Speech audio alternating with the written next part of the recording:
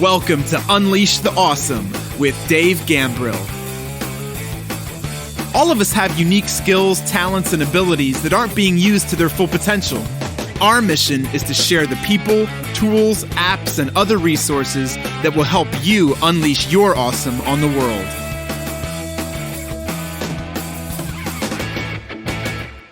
Yo, what's up? It's Dave. Welcome to another episode of Unleash the Awesome. Today, let's talk about you better love it. Yeah, you better love it. What I'm talking about here is you better love what it is you're doing. I see a lot of people, me included, actually, when I was young, chasing the almighty dollar, chasing after the high-paying job. I went initially to a pharmacy school thinking I wanted to be a pharmacist because it was a good job and it paid good money. And I got in pharmacy school and I was like, I do not like this one bit. So I did not love it. And I was thinking at the time, like, man, I don't want to be doing this for 5 minutes. I can't imagine doing this for my entire career. I don't want to be doing this for years. And I think people still get stuck in that trap of, chasing the dollar. And the reality is there's actually not a better time in the history of the world right now to be able to make a living and probably make a lot of money, not just a lifestyle business, which is kind of what I teach and Tim Ferriss talked about in his book, The 4-Hour Workweek. But like, if you wanted to do a serious business, we're talking multi-millions of dollars a year, you can do it now doing something that you love. It doesn't have to be something else that's lucrative out there. There are so many ways now for creators to get paid. And so if you were thinking about doing something, I would ask you to consider, can you see yourself doing it for a really long time? Seth Godin in his book, The Dip, talks about, can you see yourself doing this for 10 years?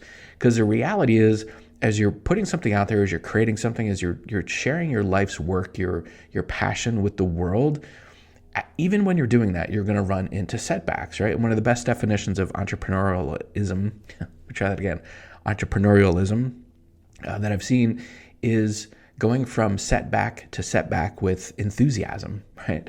So if you don't love what you're doing, if you don't think what you are sharing with the world has value and you don't really get into it, you don't get so excited that you lose sleep about it, then it's probably not something you should be doing, because you are going to run into situations, and I've talked about this in previous episodes of the podcast. I'll make sure I put them in the show notes for you, but you're going to run into a situation where you get in this phase called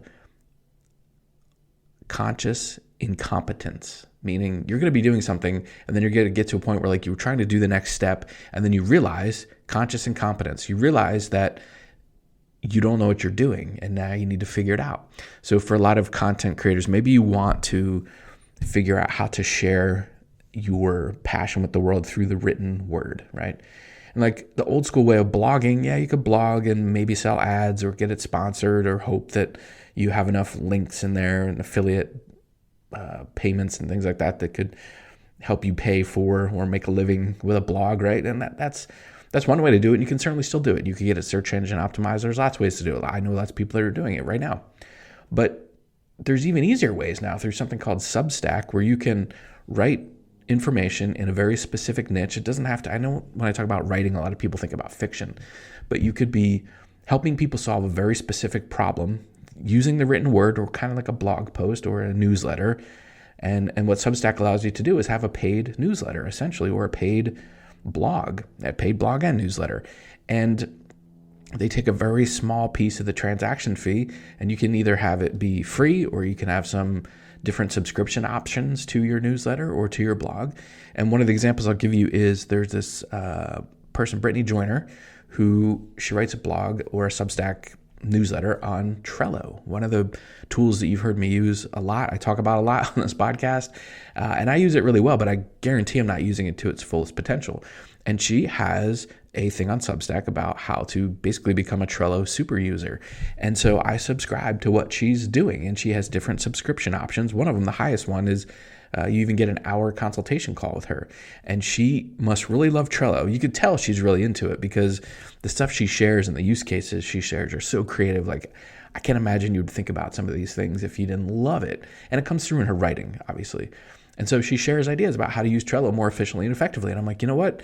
I could spend all my entire waking hours trying to figure out how to use this thing and not use it as well as she does. So why don't I subscribe to her thing or pay for her thing or whatever? Yeah, she's helping me solve a problem, and that's very valuable. And yeah, she's making a living out of doing that. Then you could do some quick math on, if you got people to pay $10 a month or whatever. Now, I've mentioned this as well on this podcast a number of times. The blog post from Kevin Kelly, 1,000 true fans, right? If you could get 1,000 people, right, 1,000 super users or true fans essentially, to invest $100 a year in what it is you're doing, that's a 6-figure business. And for a lot of people, that's life-changing. That would take you out of your 9-to-5 job. There's data that came out last week in the United States that talked about, I forget the specific number, but lots of people are still leaving their full-time jobs. And I think what's happening, right, and we're not going to get into the politics of it. A lot of people claim it's like as simple as that. But I think there's an underlying current of people are starting to realize that they don't need to do a 9-to-5 job that makes them miserable anymore. Like, there are ways to get paid online. You could be a fitness trainer and do Instagram lives and get paid through Stripe or Venmo or PayPal or I just missed a whole bunch, Square, like Cash App, right? You could be doing that. You could be doing what I just talked about Brittany does with Trello. You could be writing something and helping people solve a problem in a very specific niche on Substack and making money. You could create a YouTube channel where, like, I watched this one from Kara and Nate. They drive around in a van all over the United States. Prior to the pandemic, they used to travel the world, and they have a vlog and they get sponsors on their vlog. So they basically are getting paid to travel the world and do what they love. And they're getting paid through sponsorships and other affiliate things like that. Like, there is no reason really anymore for people that have the aptitude and the attitude that they can share their passion with the world. It doesn't just need to be a hobby anymore or a passion project. You can make your passion project be a full-time thing, right? And again, if you want to really push it and, make millions of dollars a year with it, you could. But for a lot of people, if they could just make $50,000 a year, or $100,000 a year, right? That would fundamentally change their existence. That would, for a lot of people, that would be a lifestyle business that would change their lives, right? They wouldn't have to sit in traffic on their commutes and worry about being on Zoom calls all day, talking about stuff they don't really give a rip about. They could be living their life and unleashing their awesome on the world, which is what this podcast is all about. So that's why I share tools like this with you. If you haven't checked out, I have a newsletter of my own or an email list, something called Tech Tools Tuesday. And I'll put the link in the show notes for you, where every Tuesday or pretty much every Tuesday, I share an email. Sometimes there's a video with it where I talk about some of the tech tools and things that are out there that'll help you with this. That'll help you unleash your awesome, help you get your passion project out to the world in a way that you can monetize it. There's so many ways. You can even have paid podcasts now. One of the platforms that I use, Kajabi, to host my courses, you can have a regular podcast just like you're listening to right now, but you could also have a paid podcast. So maybe people who are getting your courses are part of your membership groups, which I run a lot of those on Kajabi myself. You could give them access to a paid podcast. So maybe, as some people will tell me, maybe you have a face for radio. Maybe you don't like to be on camera. Maybe you don't want to do videos, a YouTube channel or whatever. So you could do a podcast. You could do Substack and a paid newsletter. Matter of fact, Kajabi is actually coming out with a paid newsletter feature pretty soon. I don't know the timeline on that. But my point of all of this, of talking to you for the last 8 minutes, is to inspire you. Like, if you are frustrated, if you're listening to me sitting in traffic right now, or you're at the gym at like 5 o'clock in the morning because that's the only time you can work out because you got to get home and get the kids on the bus and get to work and do a job that you just absolutely hate. Like, if you're in that situation, I'm here to tell you there's hope. There's hope. You can actually share your stuff with the world. You could build a side hustle that can make $10, $20, $30, $50,000, right? And I'm not making income claims, by the way, that none of this is get rich quick. Now, you have to put in some effort. But if you really love, that's what I started with, and that's what the title of this podcast is. If you really love what it is you're doing, you'll persevere. Like, if you have to get up an hour early or stay up an hour later after you put the kids to bed or whatever to work on your thing, you will do it. And I was inspired to share this with you this morning. I was listening to another podcast, How I Built That with Guy Raz, which is awesome. If you're an entrepreneur, you should definitely listen to it. And he was talking to, I think his name's Brian Armstrong, of Coinbase, the founder of Coinbase. And he was talking about when he first got started, Coinbase basically is a a online place to buy and sell and store cryptocurrencies, right? And when he was first doing it, people thought he was crazy because they thought cryptocurrencies are crazy. And then he said, basically, I'm going to be making an online exchange or like a bank for cryptocurrencies. And people laughed at him, thought he was insane. But he loved the concept of it. He loved the idea of it. And this was back in like 2010, because he read the paper about the blockchain and Bitcoin. And he was like, wow, this is kind of interesting. And this was something that got him up early, kept him up late, right? He lost sleep. He was working as a programmer for Airbnb at the time, and said, he would go home at 7, he'd be done working at 7 o'clock, and he'd go home, and from like 8 o'clock to midnight, he'd be working on this project about how to get people to be able to store their cryptocurrency in a wallet, which was the basic beginnings of Coinbase. And now, they just did an IPO not too long ago, and Coinbase is worth billions of dollars, and that dude is doing okay for himself. I'm sure his net worth is over $1 billion as well. And I share that with you because that was a passion project for him. And pretty much anybody that you listen to on the How I Built That podcast, right? A lot of it is that they weren't chasing dollars. They were trying to solve a problem, and they were passionate about it, right? When Instagram was founded, same deal. The two guys that did that were like, there's no really easy way to share good quality photos online. Like, you either have to be a photographer and use a fancy camera, but nobody really knows how to use their phone and get really good pictures online. And when they founded Instagram, that's kind of what they were trying to do. Obviously, it's morphed into a whole bunch of other things, and Facebook bought it. But the reason why they went through those struggles that they went through is because they really believed in what they were doing and they liked it, right? And so I would ask you to consider, is there something that you like, that you're really passionate about, that you could share with the world? I just got done watching a whole launch sequence from my friend Jeff Walker, Product Launch Formula. And unfortunately, you can't join him anymore this year if you're listening in November of 2021. But I was watching some of the case studies and the people that have been successful online. There's stuff that I didn't even know existed. There are people in some of these communities that are making 6 and 7 figures a year, showing people how to do things like decorative door hangers. I didn't even know that was a thing. There's people showing people how to use natural medicine for healing. There's just so many things. So I know you're sitting there thinking who in the world would want to hear about my thing? If you go online and Google it and you see people talking about it, or there's a forum, or there's already a conversation happening online about it, then there's people that either have a problem that needs to be solved, or it's not always problems. Sometimes it's just things that people enjoy and they want to do it with other people. If you see those things online, there is an opportunity for you to step into that space and share your expertise with the world. I think about right now as I'm recording this, it's again November 2021, NFTs.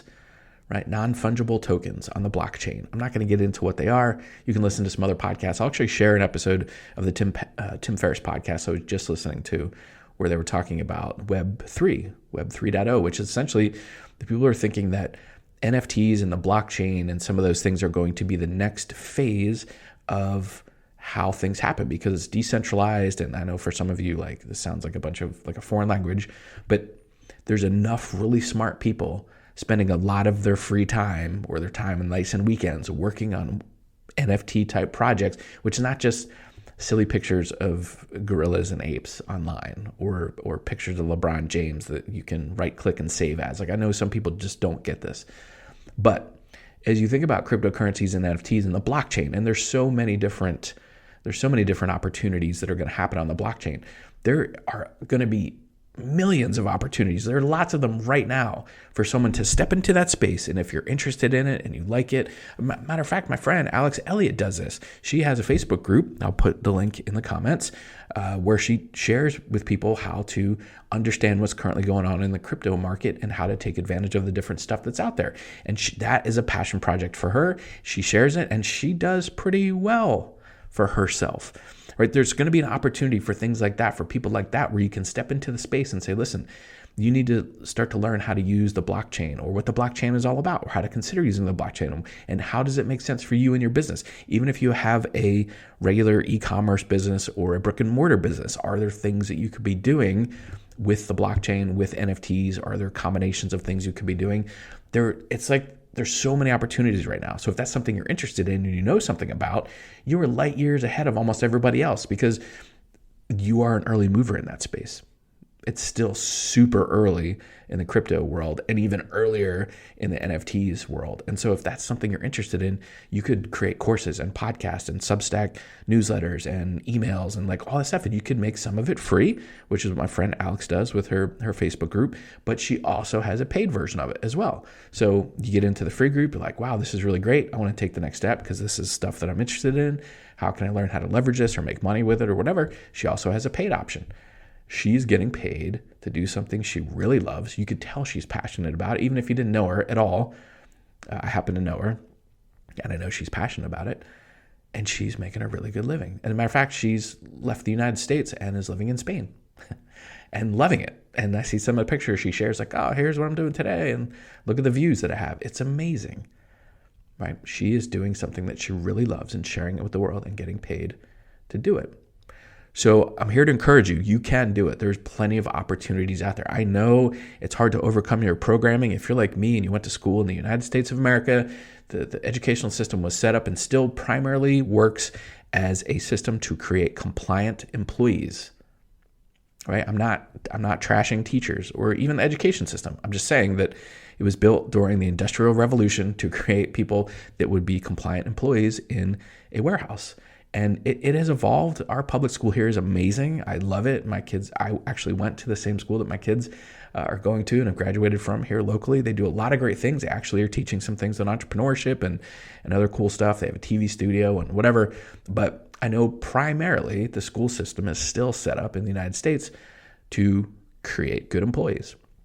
And so you've been programmed pretty much for your entire lifetime, especially if you have parents that weren't entrepreneurs, right? To go to school, get good grades, get a job, and then just suffer there forever doing something you're not really passionate about, but you're getting paid okay, and, you know, sacrifice a lot of other things in your life to do that, and then the company will take care of you forever. Well, the company taking care of you forever part is gone, right? There's no pensions and lifetime medical benefits like there used to be, right? Well, I shouldn't say no. There are a handful. But for a lot of it now, it's, you know, you're a free agent. And we're starting to see in the economy, like you can be a free agent and you can do it relatively easily. And when you start to do something that you like and that you love and you can see yourself doing for the long term, you can figure out ways to get paid for it. I'm telling you, in just about anything. Listen, there's always going to be a need for people that are doing the hard work, that are doing the manual labor, that are out there digging ditches. And yes, we need people that are doing, you know, just had a plumber over to my house. Yes, all those trades are super important. But listen, you could even in those situations create, like if you're a plumber right now and you're listening to this and you're like, man, I like my job, you know, or my business. I make a lot of money, but like I can't see myself crawling under floors and doing this stuff forever. Like I'm tired and getting old, and like you could create courses and online training systems on showing people how to run successful plumbing businesses or how to create more margin in their life if they own a plumbing business or whatever. So there's opportunities to augment what you're already doing that could become the bridge to something that you could do in your retirement that doesn't involve you trading hours for dollars. That's the big thing. If you're in a situation where you're trading hours for dollars, it's really hard to get away from that. And so if you can figure out a way to create some income outside of that, and again, those of you that are doing HVAC work and plumbing and auto mechanic stuff, like, yes, we need people to fix our cars and our homes and all that stuff. But if you're in that role, can you figure out ways to show people how to become, how to get in the HVAC industry, how to become a better plumber, how to open your own plumbing businesses, how to franchise a plumbing business, how to whatever, right? Those are all things you could be doing. So yes, you could still be doing your craft and doing it well. And maybe you love it, but you know, ultimately you're going to get to an age or a point where like you don't want to necessarily be doing that all the time. And then you have this thing, this course that you created, this newsletter, this paid newsletter, this paid podcast, whatever, helping people in that industry, in that niche. And then you're set. And then you can decide whether or not you want to take as many service calls as you currently do, or you can back off on them and still be making money through showing other people how to do what you've done so successfully, right? So there's lots of opportunity out there. Okay, can you tell I'm excited? Like I'm almost out of breath talking about it. I'm so excited because I figured it out for me. And there's lots of people in my sphere of influence and in my courses and my clients and my coaching clients and my students and the people in my Facebook group, Digital Marketing Mentorship. There are lots of people that are starting to figure this out, and not only figure it out, but like make a lot of money in the process. And again, I'm not making any crazy income claims here, right? But it is possible. I know for some of you listening to this, you're like, nah, I can't do this. This is insane.